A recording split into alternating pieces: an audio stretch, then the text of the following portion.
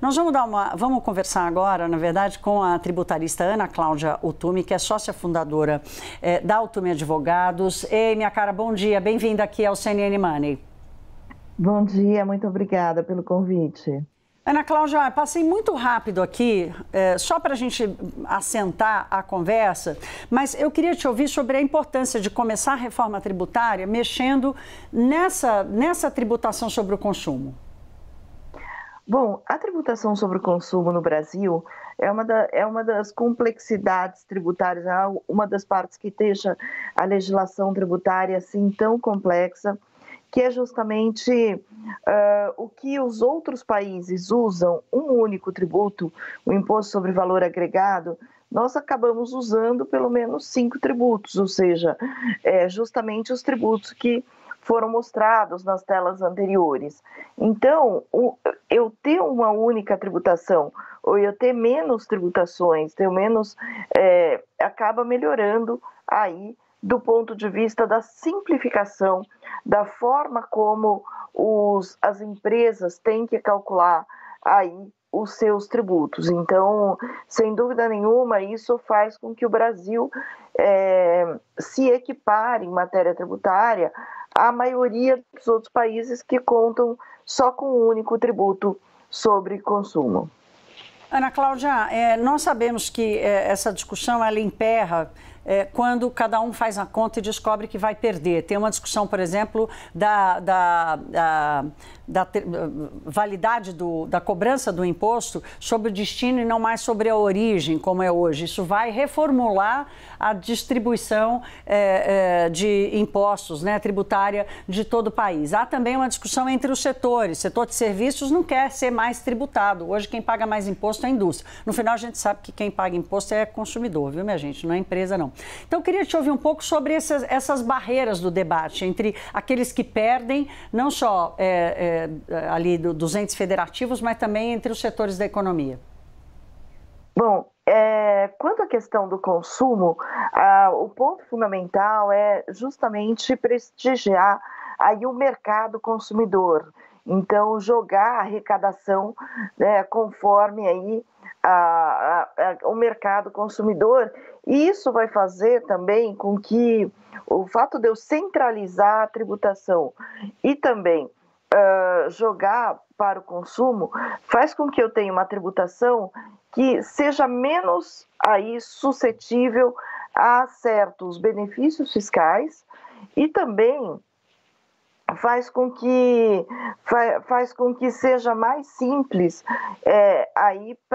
eu tenho um critério único de destino, porque hoje, dependendo do tributo, eu tenho alguns, mesmo para o ICMS, tem algumas situações que eu pago na origem, outras que eu pago no destino, outras que eu reparto entre a origem e o destino. Então, o ISS é a mesma coisa, né? O ISS tem situações que eu pago no local do prestador de serviço, outros no local da prestação de serviço.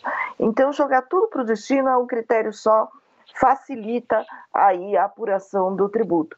Centralizá-lo faz com que eu não tenha mais aí a possibilidade de guerras fiscais ou qualquer outra medida aí de incentivo fiscal que possa desbalancear aí a posição entre os diversos atores da economia, porque a ideia é que tributação nunca seja uma vantagem competitiva ou uma desvantagem competitiva entre os agentes daquele determinado mercado. Então, ao unificar tudo sobre uma base, né, única e também colocando no destino, eu tenho a simplificação e eu evito aí a concessão de benefícios fiscais que a gente diz que são unilaterais.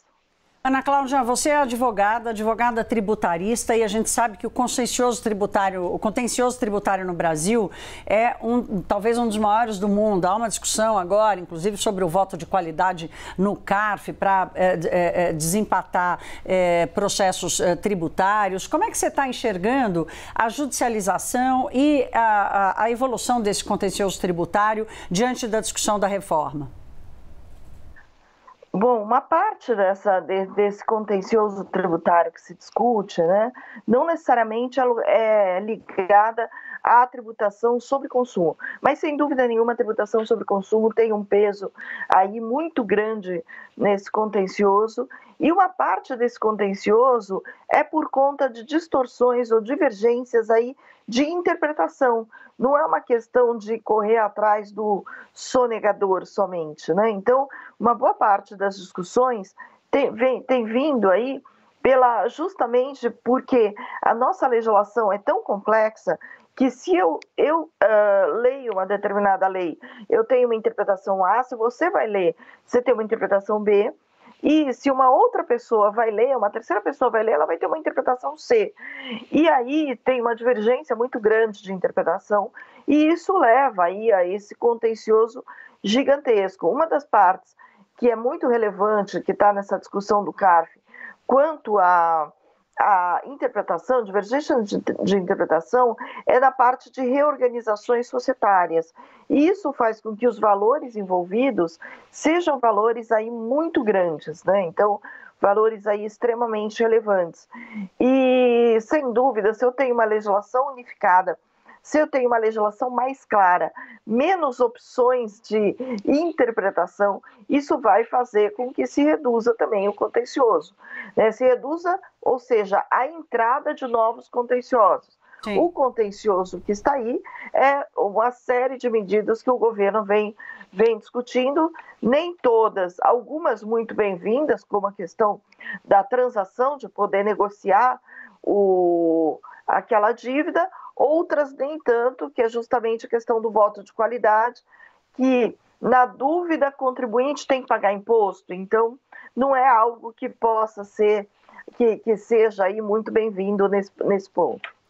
Ô, Ana Cláudia, para a gente terminar rapidamente, qual é a tua expectativa para aprovação? Você está confiante que aprova no primeiro semestre? Olha, é muito difícil.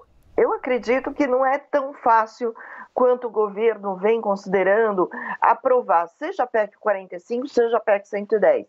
Por quê? Além da questão da pressão dos governos estaduais, governos municipais, porque eu tenho que lembrar que eu tenho que contemporizar aí todos os interesses, ainda tenho a questão aí